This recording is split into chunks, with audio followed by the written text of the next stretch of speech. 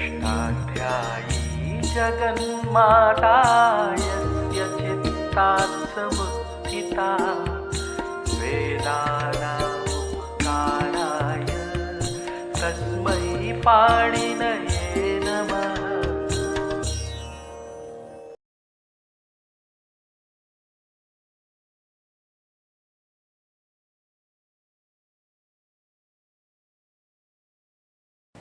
नमः पाणिनये। हम लोग आधातु प्रत्यय लगने पर होने वाले इडागम का विचार कर रहे हैं। ये इडागम प्रत्यय को भी देखता है और धातु को भी देखता है। वलादि आधातु प्रत्यय को इडागम होता है और सारे वलादि आधातु प्रत्यय को इडागम नहीं होता, वशाधिकृत को नहीं होता और तीतु त्राता था शिशु सर कशिशु च सूत्र में कहीं भी 10 प्रत्यय को नहीं होता।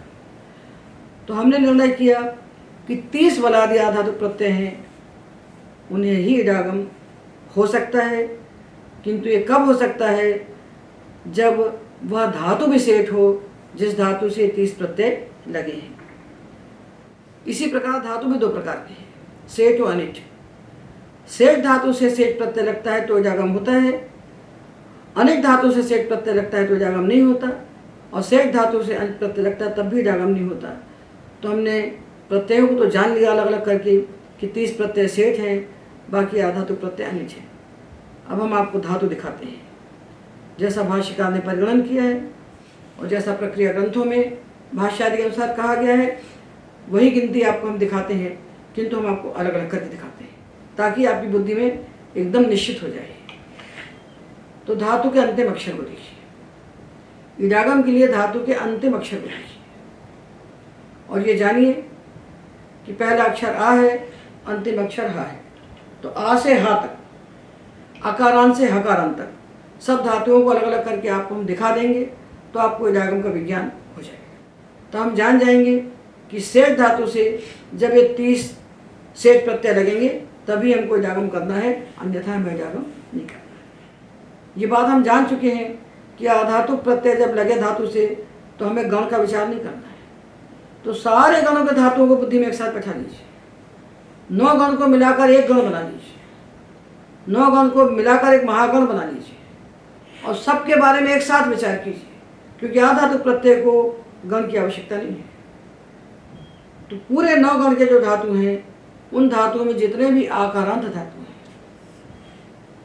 जितने भी आकारांत धातु हैं, चाहे भ्वादिगण का पा हो, चाहे क्रादिगण का ज्ञा हो, चाहे ज्योत्यादिगण के दाधा हो, चाहे दादिगण के या वा रा ला मा इत्यादि धातु हो, किसी भी गण का आकारांत धातु यदि है तो उसके बाद आने वाले वलादि आधातु प्रत्यय को इडागम नहीं होगा, अर्थात आकारांत सारे धातु अनिट होते हैं।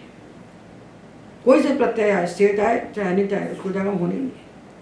तो पा पाता, दा दाता, वा वाता, मा माता, घ्रा घ्राता, या याता, सारे आकारांत धातु अनिट है, इडागम करने नहीं है। और जब इकारांत धातु आएंगे, ह्रस्व इकारांत जिनके अंत में ह्रस्व ई है, छोटा ई, उनमें से 2 धातु सेठ होंगे, श्री और श्वी, बस 2 सेठ होंगे और बाकी अनिट होंगे। तो जिन धातु के अंत में छोटा ई है, ह्रस्विकार है, उसमें से 2 धातु सेठ है। सेठ यहाँ था उदात्त है। पाणिनि की भाषा में सेठ धातु यानी उदात्त धातु, अनिट धातु अर्थात अनुदात्त धातु। उन्होंने इडागम का निर्णय उदात्त अनुदात्त के द्वारा किया है। अनुदात्त धातुओं को उन्होंने एकाच उपदेश दाता सूत्र से अनिट कह दिया और बचे हुए उदात्त धातुओं को सेठ कह दिया। तो श्वी और श्री ये 2 धातु सेठ हैं, मतलब इनके बाद आने वाले वलादि आधातु प्रत्यय को इडागम होगा। तो इडागम हो गया तो श्वी ई और ता। अब ये ता प्रत्यय आया, यह आधातुक है, किदगित नहीं है, तो हमने गुण किया साधातुक आधातुक्यों से। तो श्वे और इता एचो यवायावा से ए को अय आदेश किया तो श्वैता, श्वी श्वे श्वैता, श्री श्रे श्रैता। तो श्वी और श्री से परे आने वाले बलादि आधातु प्रत्यय को इडागम होगा। बस इसके अलावा जो ह्रस्व कारांत धातु बचेंगे उनको इडागम नहीं होगा, क्योंकि वो अनुदात्त है, अनुदात्त होने से अनिट है। जैसे जी, जेता, ची, चेता, ये ता प्रत्यय लगा के हम आपको दिखा रहे हैं। और ता प्रत्यय आर्ध धातुक है और कितकित नहीं है, इसलिए इसके लगने पर अंत के इक को सार्वधातुक आधातुक की ओर से गुण होगा और उपधा के लघु एक को पुगंत लघु बुधस्य च सूत्र से गुण होगा। इसको ध्यान में रखते हुए इस ता प्रत्यय को आप धातुओं में लगाएं।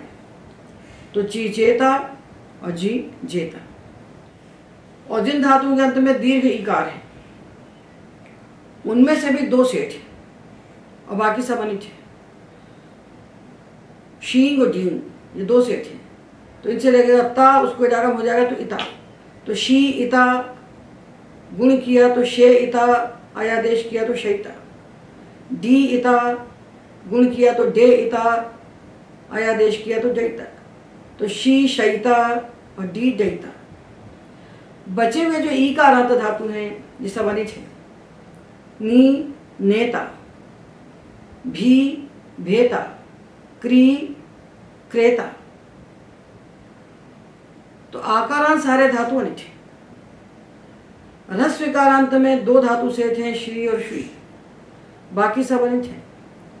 दीर्घ इकारांत धातुओं में दो सेठ हैं, शींग और डींग, बाकी सब अनिट है। ह्रस्व कारांत धातुओं में 6 धातु सेठ हैं, यू रू नू और स्नू क्षु क्षुणु, ये 6 धातु हैं। हमें गणों से कोई लेना देना नहीं है। आधातु प्रत्यय का गण से कोई प्रयोजन नहीं है। सारे उकारांत धातु धातु पाठ भर में से निकाल लीजिए आप। और हमने वस्तुतः इस काम के लिए इस काम को कर दिया है। ये दूसरा भाग है अष्टाध्यायी सहज बोध का।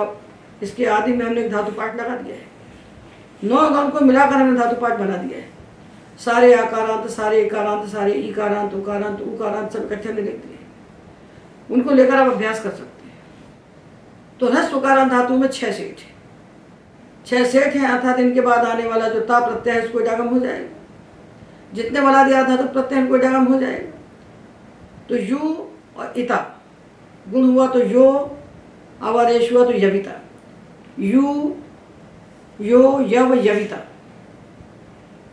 यू यविता, नू नविता, स्नू स्नविता, क्षु क्षविता, रू रविता और क्षुणु क्षणविता। 6 उकारांत धातु सेठ हैं। इसके बाद जो उकारांत धातु बचे जैसे हु होता, द्रु द्रोता। 6 धातुओं से परे जब बलादि आधातु प्रत्यय आएंगे तो उनको इडागम होगा। और जो बाकी बचे हुए ह्रस्व उकारांत हैं वो सब अनिट हैं। उनके बाद आने वाले सेठ प्रत्यय को भी इडागम नहीं होगा, क्योंकि एकाच उपदेश में दाता सूत्र ने कह रखा है कि जो धातु उपदेशावस्था में एकाच हो और अनुदात्त हो वो अनिट होता है। उसके बाद आने वाले बलादि आधातु प्रत्यय को इडागम नहीं होता। दीर्घ उकारांत जो धातु हैं ये सब सेठ होते हैं, अर्थात इनके बाद आने वाले बलादि आधातु प्रत्यय को इडागम होता है। तो भू भविता, लू लविता, पू पविता इडागम हो जाएगा। और जो ह्रस्व इकारांत धातु हैं इनमें 2 धातु सेठ हैं, व्रिंग और व्री हैं। तो 2 के बाद इडागम होगा और बाकी में नहीं होगा। तो व्री वरिता, ब्रिंग ब्री दोनों से वरिता बनेगा, वरिता। और जो दीर्घ ऋकारांत धातु है जिनके अंत में दीर्घ ऋकार है वो सब सेठ होते हैं, अर्थात इनके बाद आने वाले बलादि आधातु प्रत्यय को इडागम होता है। जैसे जरी जरिता, त्री तरिता, क्री करिता, प्री परिता। हमने इस द्वितीय भाग के आदि में जो धातु पाठ दिया उसमें सब इकट्ठे लिखे हैं। उनको लेकर के आप पूरा अभ्यास कर सकते हैं इडागम का। और जो एजंत धातु है जिनके अंत में एच है ये सारे के सारे अनिट होते हैं। और यहाँ इस बात को जान लेना चाहिए तो जितने एजंत धातु हैं ये सारे के सारे आकारांत हो जाते हैं। एक सूत्र है 6:1:45 आदेश उपदेशेशिति। तो जितने एजंत धातु हैं जिनके अंत में एच है ये सारे धातु आकारांत हो जाते हैं। कब नहीं होते हैं? जब इनके बाद शित प्रत्यय आए, शित, तब ये आकारांत नहीं होते। तो ये आधातु प्रत्यय जब इनके बाद आ रहे हैं तो आधातु प्रत्यय तो कभी शित होता नहीं है। तो सारे आधातु प्रत्यय परे होने पर सारे एजंत धातु आकारांत हो जाएंगे और इस सब के सब अनिट होंगे। इसलिए इनके बाद आने वाले वलादि आधातु प्रत्ययों को इडागम नहीं होगा। जो 30 प्रत्यय सेठ कहे गए हैं उनको इडागम नहीं होगा।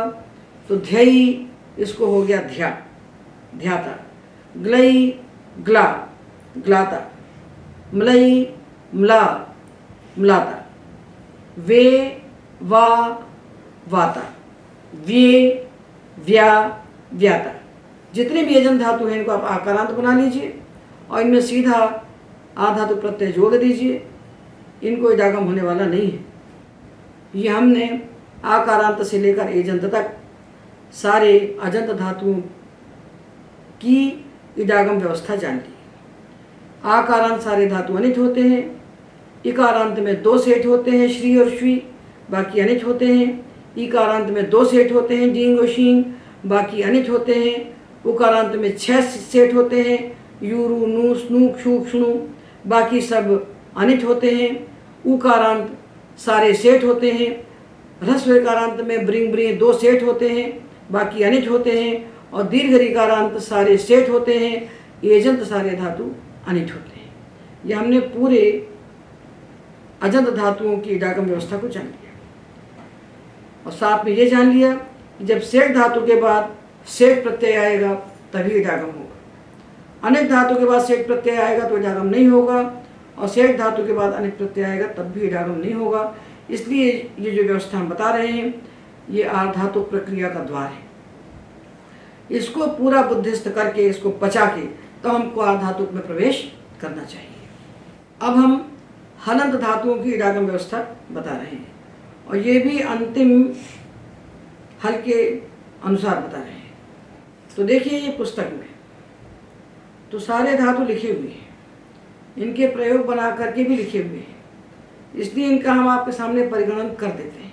किंतु इस बात को गांठ बांध के रखिए कि जो धातु अनिट है उसका एकाच होना जरूरी है। सूत्र कह रहा है एकाच उपदेश अनुदात्ता। एकाच हमें दिख रहा है, अनुदात हम बता रहे हैं।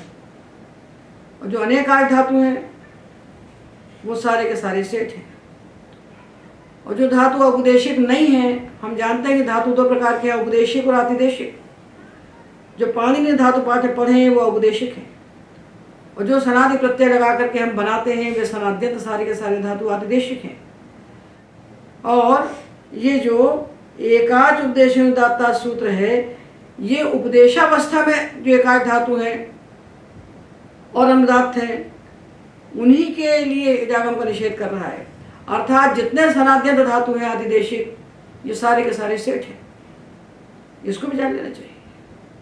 जितने सनाद्यंत धातु बनेंगे, सन्नंत बनेंगे, निजंत बनेंगे, यंगंत बनेंगे, यंगलुगंत बनेंगे, जितने भी सनाद्यंत धातु बनेंगे ये सारे के सारे औपदेशिक नहीं हैं, इसलिए ये सब के सब सेठ होंगे। इनके बाद आने वाले वलादि आधातु प्रत्यय को इडागम होगा। तो उनके लिए व्याख्यान है, ये व्याख्यान है औपदेशिक धातुओं के लिए। जो धातु पाणिनि धातु पाठ पढ़े हैं उनको 2 हिस्से में हम दिखा रहे हैं कि कितने सेठ होंगे और कितने अनिट होंगे। तो ककारांत धातुओं में एक धातु है अनिट, वो है शक्ल शक्तव। ये धातु है स्वादिगण का, शक्नोति, जिसे हम शक्नोति बनाते हैं, ये अनिट है। एक शक धातु आता है दिवादिगण में, वो सेठ है। तो हम बताएंगे आपको अनिट धातु केवल, तो उससे बचे हुए सेठ हैं ये आप खुद जान लीजिए। तो जब हम कहते हैं ककारांत में एक धातु अनिट है शक, इससे बनेगा शक्ता, शक्ता, शक्तुम, शक्तव्यम। जैसा ता बनेगा वैसे तुम बनेगा, वैसे तप बनेगा। तो हमने 3 लिख दिए, शक्ता शक्तुम शक्तव्यम, एक समान बनेगी 3। इसका अर्थ ये हुआ कि जो बचे हुए ककारांत धातु हैं, जैसे अक, जैसे अंक, जैसे चक, जितने ककारांत धातु बचे हुए हैं इस शक्नोति को छोड़ करके, शक्ली शक्तों को छोड़ करके, वो सारे के सारे सेठ हैं। तो यदि आपको चक धातु में ता प्रत्यय लगाना होगा, चक धातु में, तो आप क्या करेंगे? तो आप देखेंगे कि ककारांत में एक ही धातु अनिट है, शक, और ये चक धातु उससे भिन्न है, तो ये सेठ है। तो इससे बनेगा चकिता चकितुम चकितव्यम। शक से शक्ता शक्तुम शक्तव्यम, चक से चकिता चकितुम चकितव्यम, अंकिता अंकितुम अंकितव्यम। जितने भी ककारांत धातु आएंगे शक्ति शक्तों को छोड़कर सारे के सारे सेठ होंगे।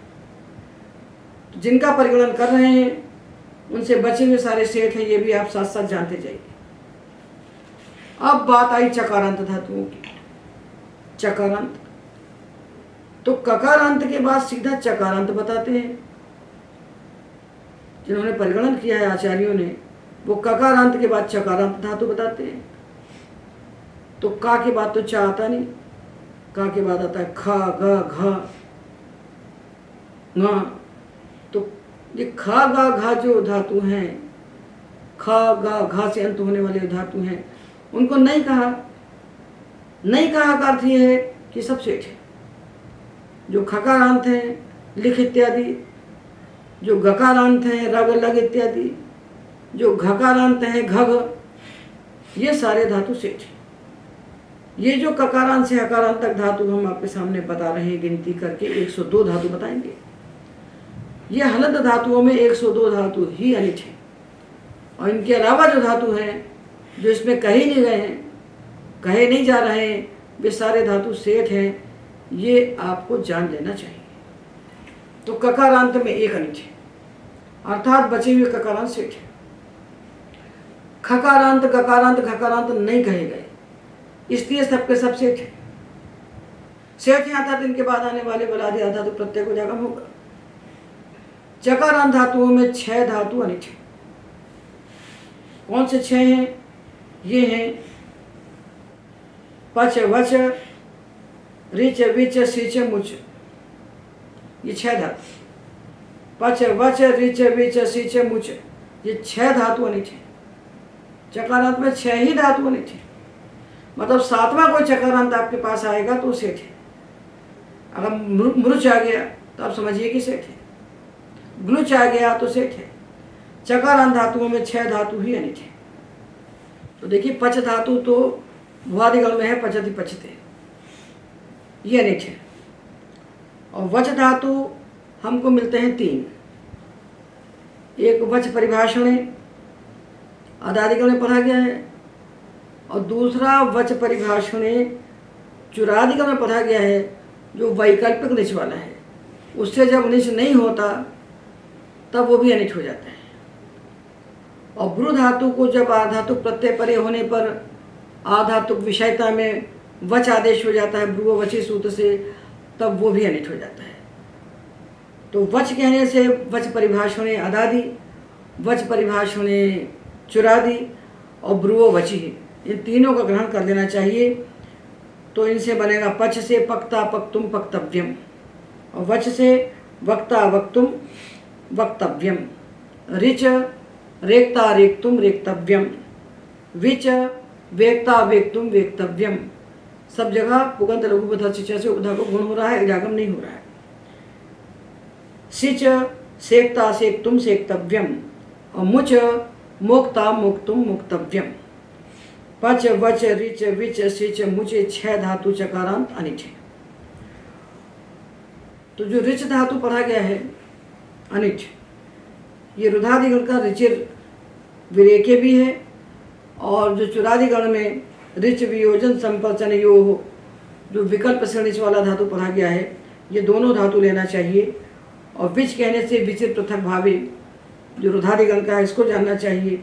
सिच धातु जो तुदादिगण में पढ़ा गया है उभयपदी सिंचति सिंचते, और मुच धातु भी तुदादिगण का लेना चाहिए, क्योंकि कई समानाकार धातु हैं उनमें हमें ज्ञान होना चाहिए कौन सा सेठ है और कौन सा नीच है। तो हमने चकारांत धातुओं तक का विचार कर लिया। अब देखिए, छकारांत धातुओं में केवल एक धातु अनिट है, यह प्रच्छ।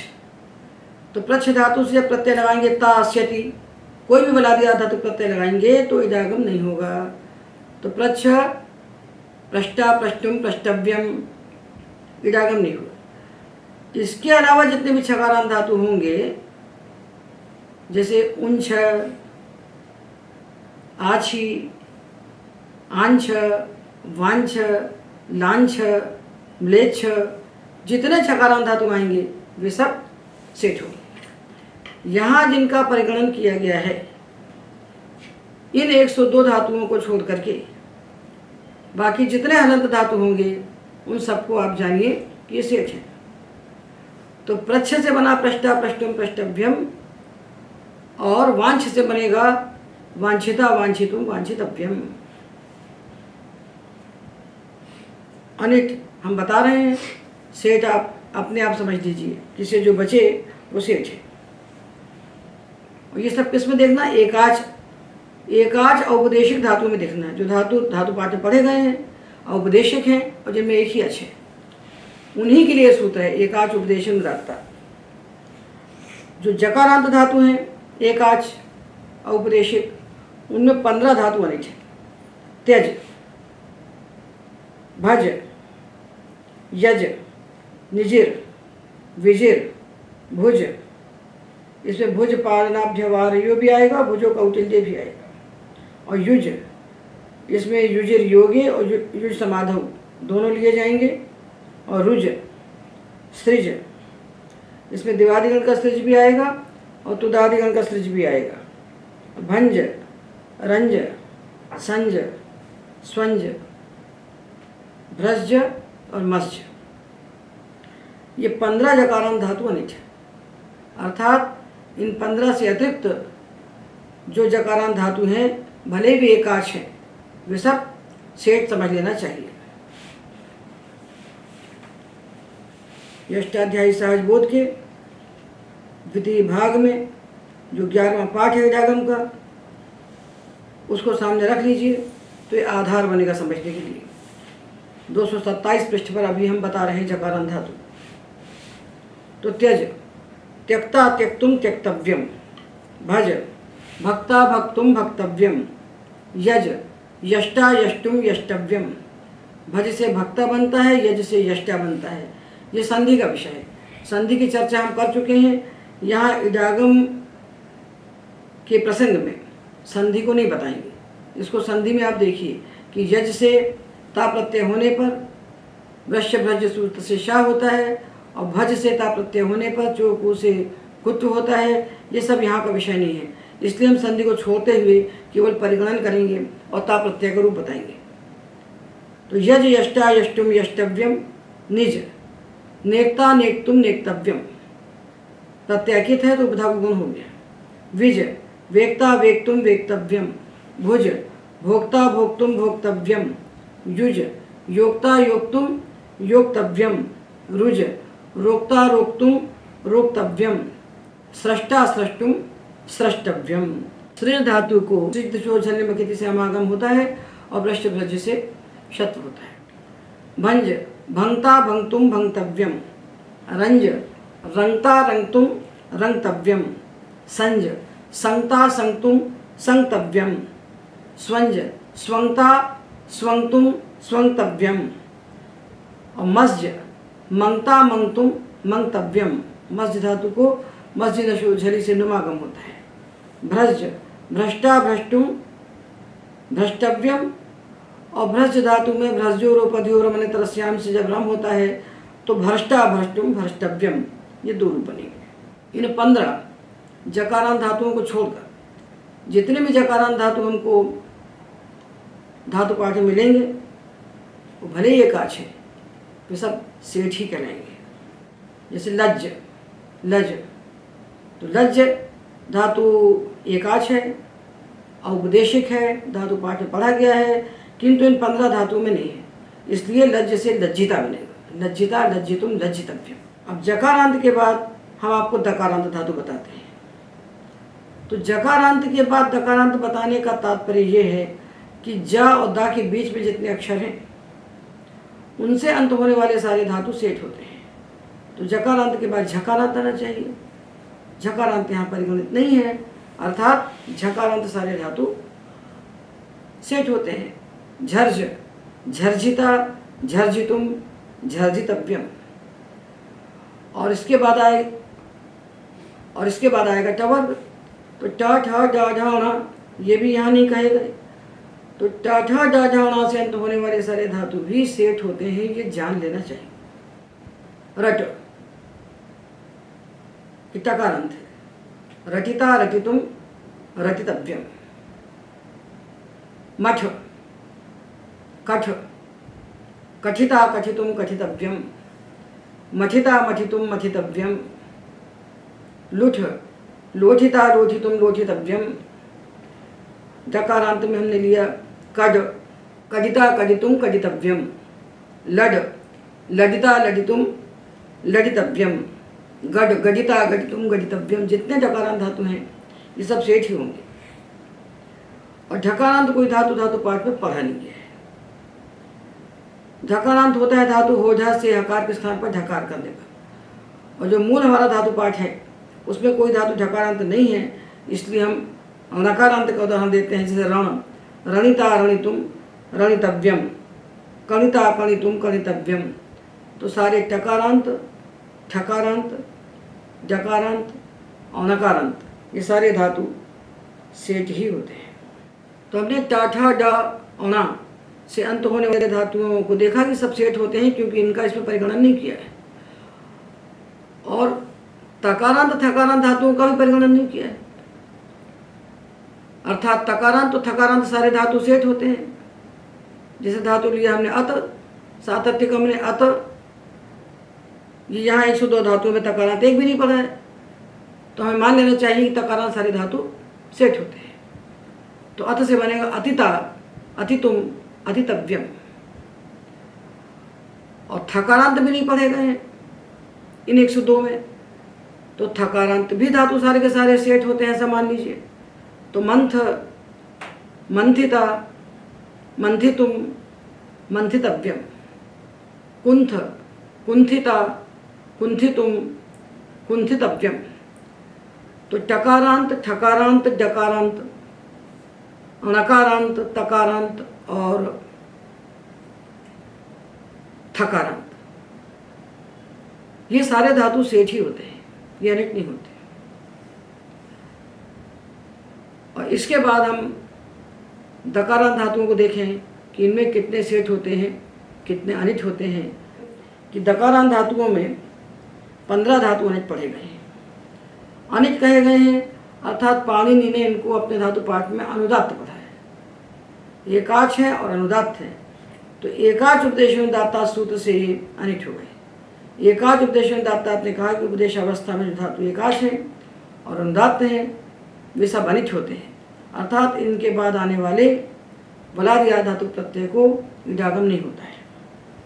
तो अद, अत्ता, अत्तुम, अत्तव्यम। अद के बाद ता आया, इडागम नहीं हुआ, तो अत्ता, अत्तुम, अत्तव्यम। पद, पत्ता, पत्तुम, पत्तव्यम। शद, शत्ता, शत्तुम, शत्तव्यम। सद, सत्ता, सत्तुम, सत्तव्यम। हद, हत्ता, हत्तुम, हत्तव्यम। खिद, उपधा का गुण होगा, जिनके उपधा में लघु एक होगा उसको पुगंध लघुपधा से जैसे गुण करें, पहले गुण करें बाद में प्रत्यय को लगाएं, संधि कार्य बाद में और अंग कार्य पहले। तो खिद, खेत्ता, खेत्तुम, खेत्तव्यम।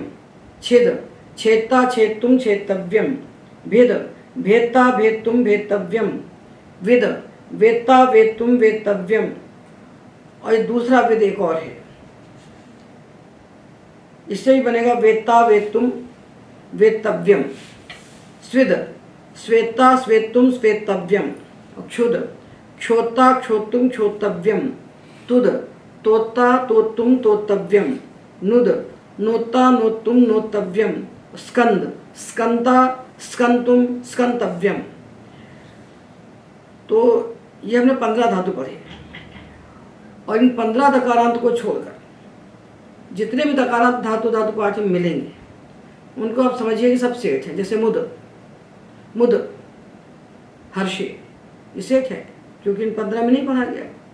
तो मोदिता, मोदितुम, मोदितव्यम, मुद धातु से जब हम बलादि आधातु प्रत्यय लगाएंगे तो आधातु का सेठ बलादि सूत्र से जाकर वहाँ पर हो जाएगा।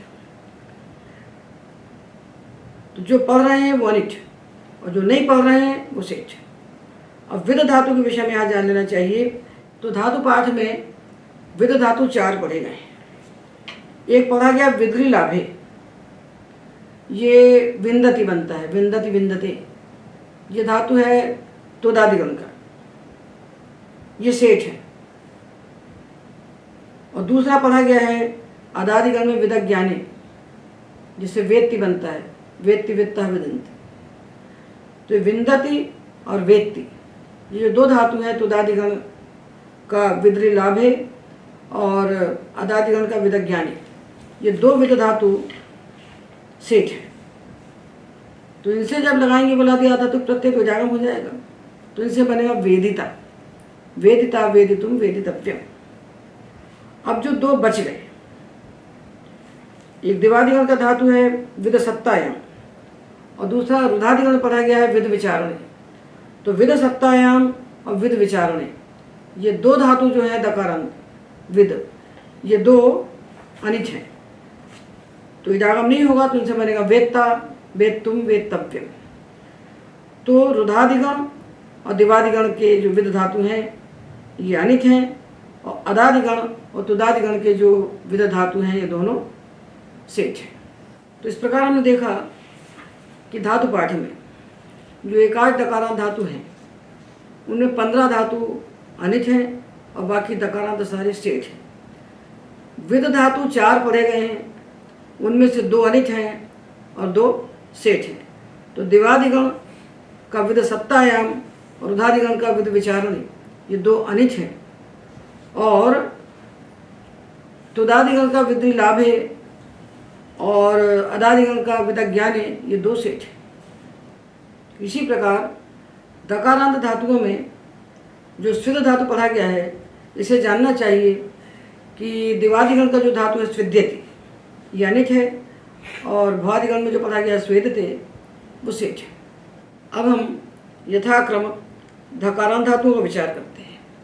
तो धकारांत धातुओं में 11 धातु अनिच होते हैं क्योंकि ये उपदेशावस्था में अनुदात पढ़े गए हैं।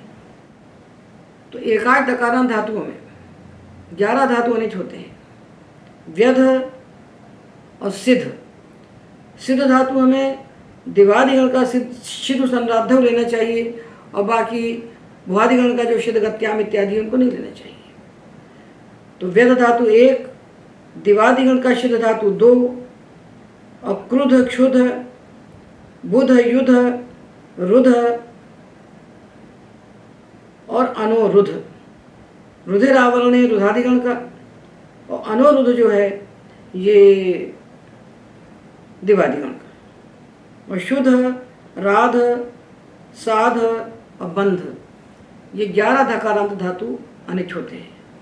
और 11 के अलावा जो धकारांत धातु आपको दिखेंगे उन सबको आप मान लीजिए जो सब सेठ है। तो इन 11 धातुओं में ता प्रत्यय लगाकर हम बनाते हैं, साथ में तुमंता भी दिखा देते हैं।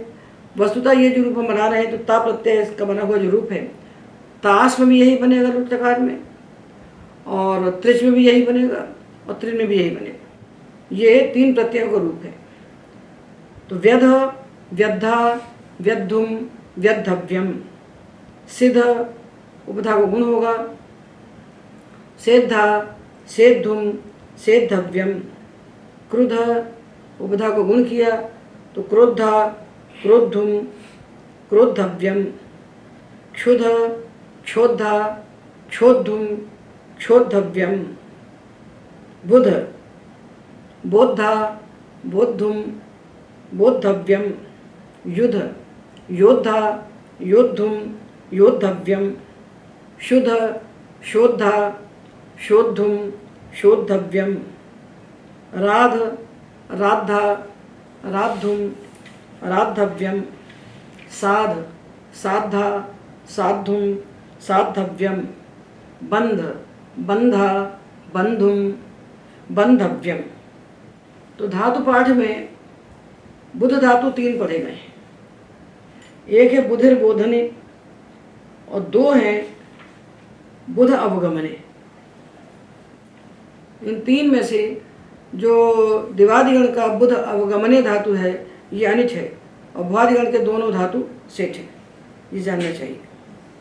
तो उनसे जब हम लगाएंगे बुलादि धातु प्रत्यय तो बोधिता बनेगा और दिवादिगण के अनिच बुद्ध धातु से बोधा बनेगा। अब धकारांत के बाद नकारांत धातुओं का विचार करते हैं। तो नकारांत धातुओं में 2 धातु अनिच हैं, मन और हन। तो हन धातु तो एक ही है धातु पाठ में जो अदादिगण का है और मन धातु 2 हैं। एक मन्यते बनता है दिवादिगण का और मनुते बनता है तनादिगण का। तो दिवादिगण का जो मन धातु है ये अनिच है और तनादिगण का जो मनु धातु है वो सेठ है। तो मन धातु से मनता मंतुम मंतव्यम और हन से हंता हंतुम हंतव्यम। और बचे हुए नकारांत धातु जो हैं वो सब के सब सेठ समझना चाहिए। जैसे तन धातु आया तो ये सेठ है, तो तनिता तनितुम तनितव्यम, विरागम नहीं होगा। नकारांत में 2 धातु ही अनिच है अर्थात बचे हुए नकारांत सेठ है। अब हम पकारांत धातुओं में कितने अनिच हैं इसका विचार करते हैं। पकारांत धातुओं में 13 धातु अनिच पढ़े गए हैं। तप संतापे और तप ऐश्वर्य और तप दाहे, ये 3 धातु पढ़े गए हैं धातु पाठ में। एक भुआदिगण में, एक दिवादि में और तीसरा तपदाहे चुरादि में। तो चुरादि में ये चूंकि आदृशीय अंतर्गण के अंदर पढ़ा है इसलिए इससे विकल्प से निच होता है। जब निच नहीं होता तो एकाच हो जाता है, तो इसका भी संकलन हमें इसमें कर देना चाहिए। तो भुआदिगण का तप और दिवादिगण का तप और चुरादिगण का तप निच के अभाव में जब एकाच रहता है तब ये तीनों तप धातु अनिच होते हैं। वप, शप, स्वप, क्षिप। क्षिप कहने से दिवादि का और तुदादि का दोनों क्षिप ले लेना चाहिए। और तिप, लिप, छुप, लुपलरी। लुपलरी धातु है ये तुदादिगण का है, उभय पद है ये। और त्रिप, ये हमको दिवादिगण का त्रिप लेना चाहिए। एक त्रिप धातु जो पढ़ा गया है स्वादि में उसको नहीं लेना चाहिए। और द्रिप, ये भी दिवादिगण का। और स्त्रिप, आप, ये 13 धातु पकारांत धातुओं में अनिच पढ़े गए हैं। इनसे परे आने वाले वलादि धातु प्रत्ययों को उजागम नहीं होगा। तो तप, तप्ता तप्तुम तप्तव्यम। वप, वप्ता वप्तुम वप्तव्यम। शप, शप्ता शप्तुम शप्तव्यम। स्वप, स्वप्ता स्वप्तुम स्वप्तव्यम। क्षिप, क्षेप्ता क्षेप्तुम क्षेप्तव्यम। तिप, तेप्ता तेप्तुम तेप्तव्यम। लिप, लेप्ता लेप्तुम लेप्तव्यम। छुप, छोप्ता छोप्तुम छोप्तव्यम। त्रिप, तर्प्ता तर्प्तुम तर्प्तव्यम। और जब इसको अनुदात्त से चतुपथस्यान्यतरस्याम से अमागम होगा विकल्प से तब तृप्ता तृप्तुम तृप्तव्यम। द्रिप धातु इसे जब अमागम नहीं हुआ तब गुण करके दर्प्ता दर्प्तुम दर्प्तव्यम और अमागम होने पर द्रप्ता द्रप्तुम द्रप्तव्यम। इसी प्रकार स्त्रिप अमागम न होने पर गुण करके सर्प्ता सर्प्तुम सर्प्तव्यम और अमागम होने पर स्रप्ता स्रप्तुम स्रप्तव्यम। आप, आपता आप्तुम आप्तव्यम। पकारांत एकाच धातुओं में 13 धातु अनिच हैं। इनके अलावा जो पकारांत हमको दिखेंगे जैसे लप, तो लपिता लपितुम लपितव्यम। जो धातु पकारांत हो और इन 13 से बाहर हों, इन 13 से भिन्न हों, उन्हें हमें सेठ जानना चाहिए। तो लप लपिता लपितुम लपितव्यम, रप रपिता रपितुम रपितव्यम। और त्रिप धातु के विषय में ध्यान रखना चाहिए कि दिवादिगण का जो त्रिप है वो तो अनिट है, और स्वादिगण और तुदादिगण में जो त्रिप धातु पढ़े गए हैं वो सेठ है,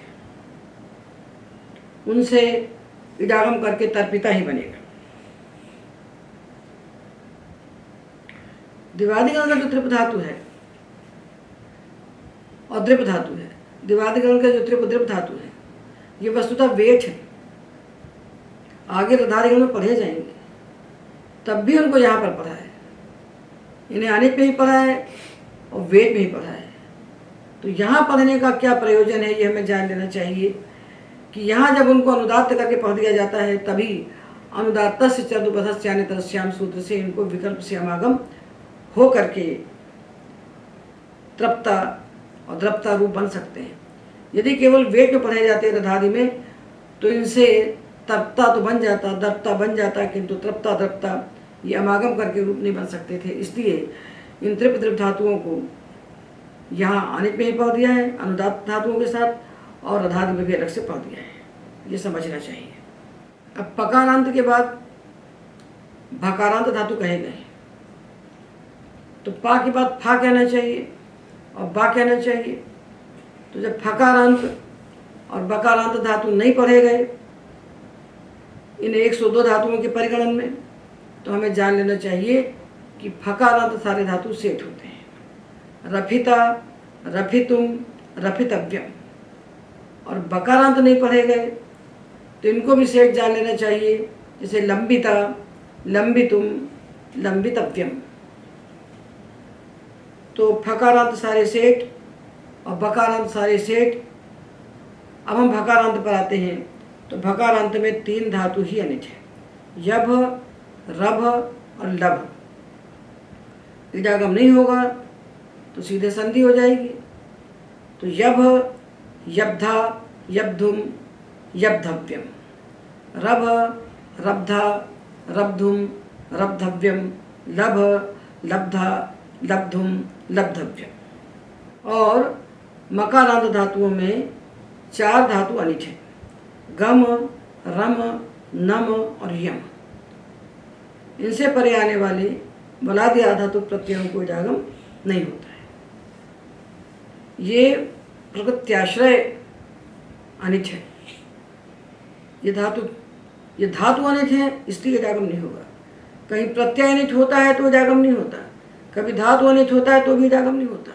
हम जानते हैं कि धातु भी सेठ हो और प्रत्यय भी सेठ हो तभी इडागम होगा।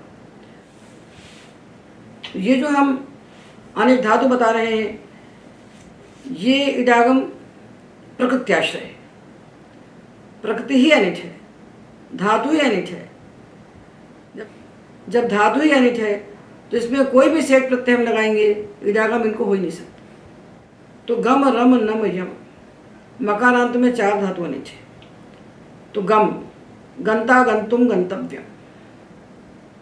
नम, नंता, नंतुम, नंतव्यम। यम, यंता, यंतुम, यंतव्यम। और रम, रंता, रंतुम, रंतव्यम। 4 मकारांत धातु अनिट है। और 4 के अलावा जो मकारांत धातु आएंगे जैसे तम, क्रम, तो क्रमिता, क्रमितुम, क्रमितव्यम। तमिता, तमितुम, तमितव्यम, ये सब सेठ हो जाएंगे। एक के ज्ञान से दूसरे का ज्ञान अपने आप हो रहा है।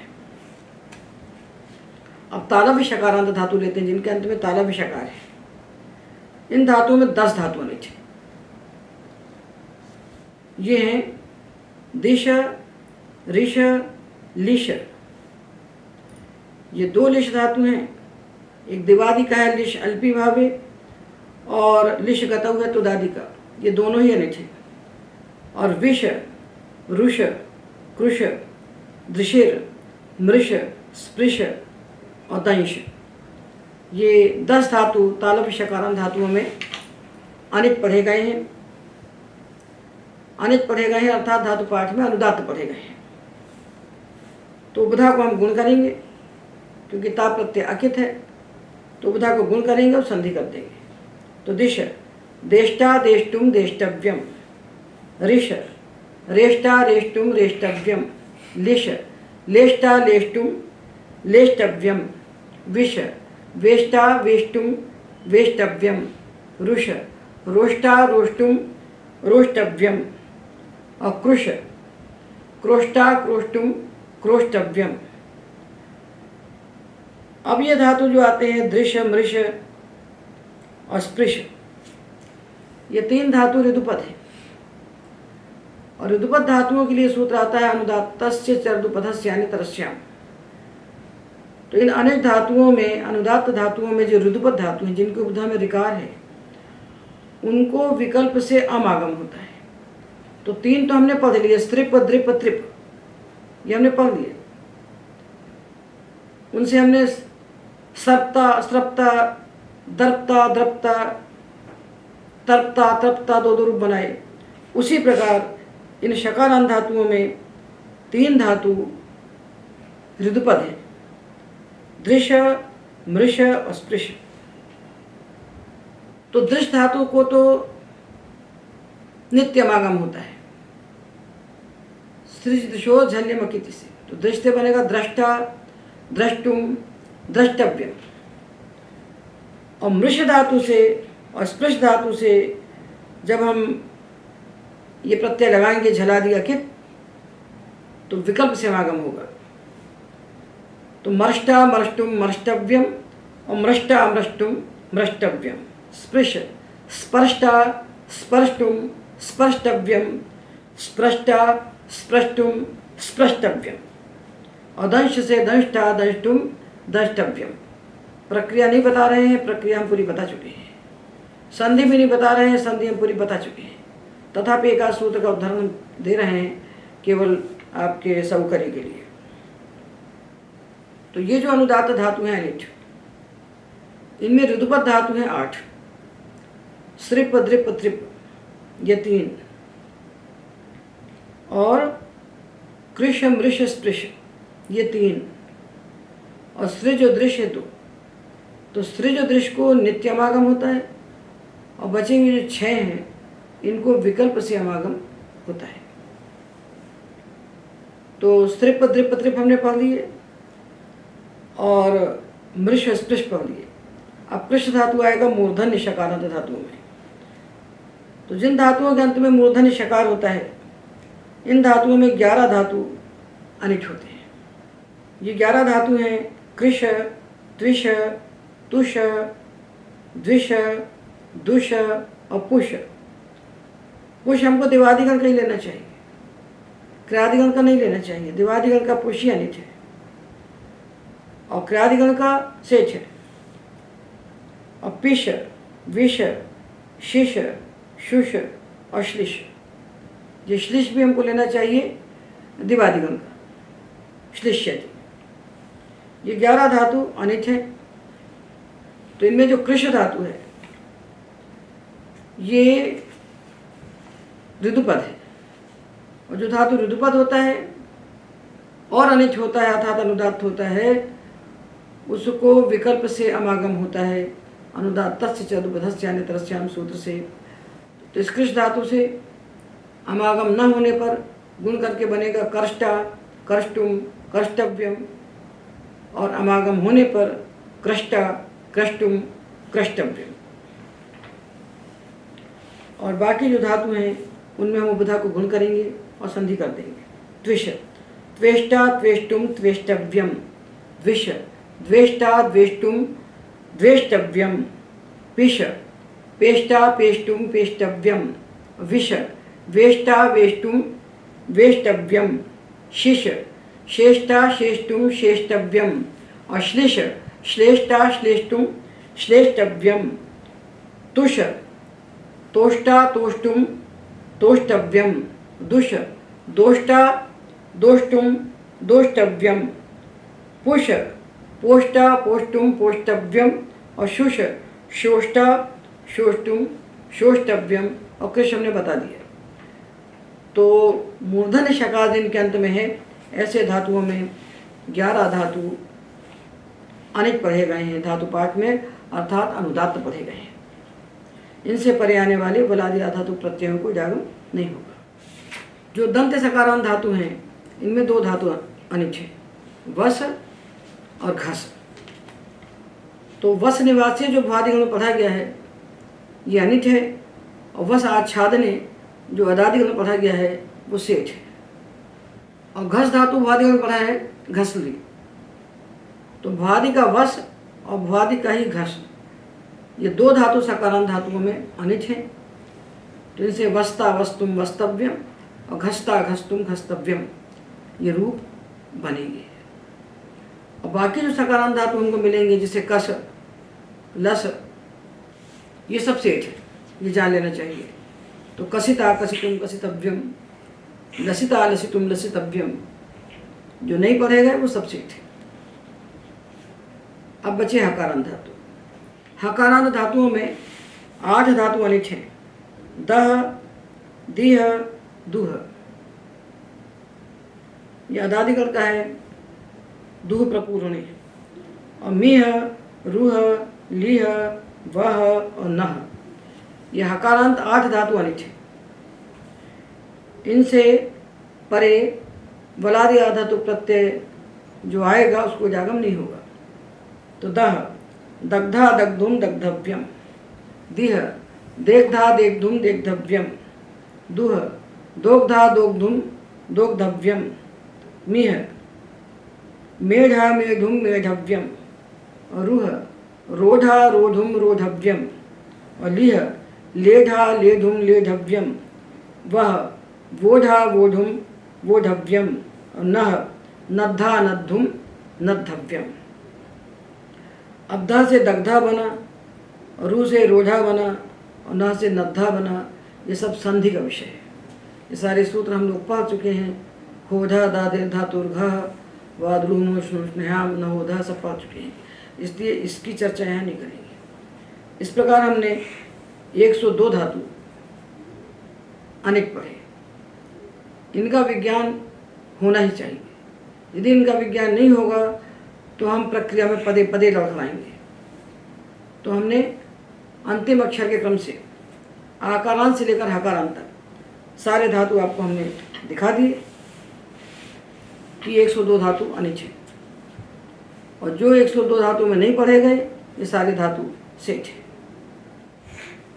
तो हम इन सारे धातुओं को एक बार संग्रह करके पढ़ लें और इनको बुद्धि में स्थिर कर लें कि आकारांत सारे धातु अनिट होते हैं। इकारांत में श्री श्वी 2 सेठ हैं, बाकी अनिट हैं। ईकारांत में डींग शींग ये 2 सेठ हैं, बाकी अनिट हैं। ह्रस्वकारांत में यू रू नू स्नू क्षु क्षणु ये 6 सेठ हैं, बाकी अनिट हैं। दीर्घ उकारांत सारे के सारे सेठ हैं। ह्रस्व ऋकारांत में ब्रिंग ब्री 2 सेठ हैं, बाकी अनिट हैं। दीर्घ ऋकारांत धातु सारे के सारे सेठ हैं, और एजंत सारे धातु अनिट हैं। ये अजंत धातुओं की बात हुई। और हलंत धातुओं में 102 अनेक धातु बताते हैं। जो कम होते हैं वही बताए जाते हैं ताकि बचे हुए को आप स्वयं जान लें। तो ककारांत धातुओं में शक 1, चकारांत में पच वच रिच विच सिच मुच 6 अनिट हैं।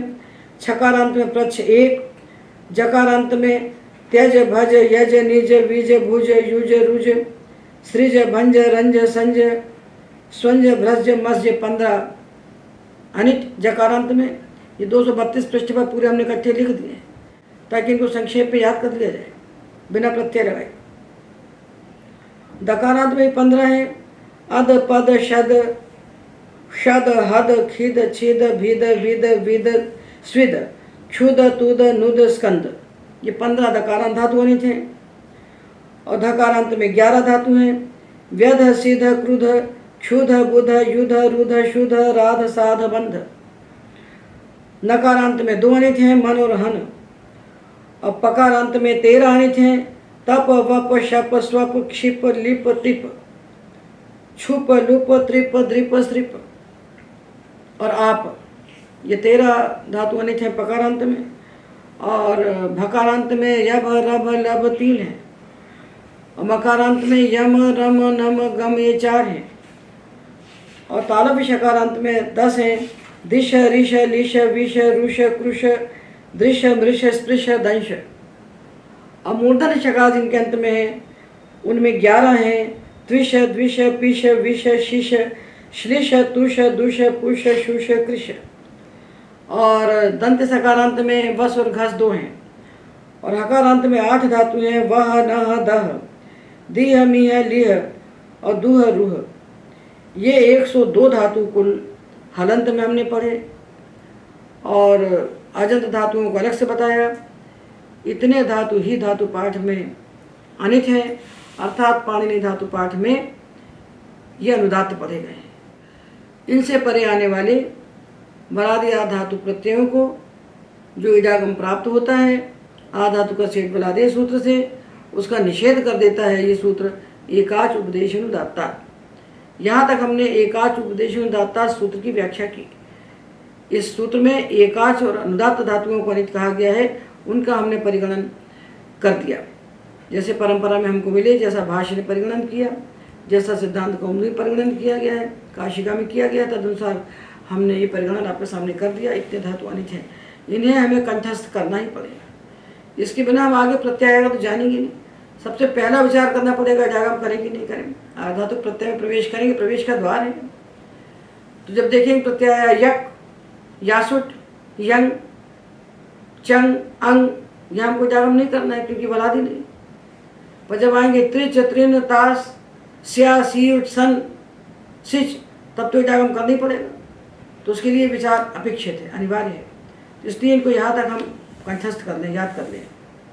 अब ये जो 102 धातु बताई, इनमें कुछ धातुओं के विषय में अन्य आचार्यों के जो मत हैं, इन्हें भी हमें जान लेना चाहिए कि तुदादिगण का जो विद धातु है विन्दति, ये चंद्राचार्य दुर्गाचार्य आदि आचार्यों को मान्य है।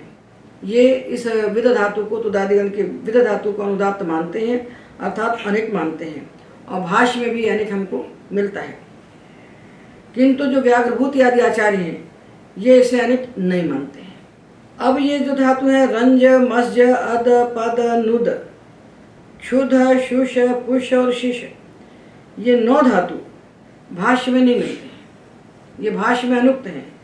किंतु व्याघ्रभूत आदि आचार्यों को ये अनिट मान्य है, इसलिए उनकी सम्मति के कारण इनको भी यहाँ पर परिगणित किया है आचार्यों ने, और हमने इनको केवल क्रम से आपके सामने उपस्थित किया है। यहाँ तक हमने धातुओं का सेठ अनिट विभाग जाना, जहाँ जो कम है उनको बताया। जैसे इकारांत में 2 ही सेठ हैं तो वहाँ सेठ बता दिए, और शक और ककारांत में 1 ही अनिट है तो अनिट बता दिया। जहाँ जिसकी संख्या कम है उसको बता करके हमने आकारांत से हकारांत तक धातुओं में कितने धातु अनिट हैं उनको जान लिया। तो जो बचे हुए हैं वे सेठ हैं, ये भी हमें जान लेना चाहिए। किंतु इसके बाद एक विभाग और आता है सेठ अनिट के अतिरिक्त। तो धातु पाठ में तो कोई धातु ऐसा नहीं पढ़ा गया जिसको वेट कहें हो, किंतु सेठ अनिट के अतिरिक्त एक विभाग और आता है धातुओं का, वो है वेट। वेट धातु यानी जिनके बाद आने वाले बलादि धातु प्रत्ययों को विकल्प से इडागम होता है। कभी होता है कभी नहीं होता। जैसे रथ धातु है, इडागम नहीं होता तो रद्धा बनता है, इडागम होता है तो रधिता बनता है। तो ऐसे धातु हमारे पास हैं 37।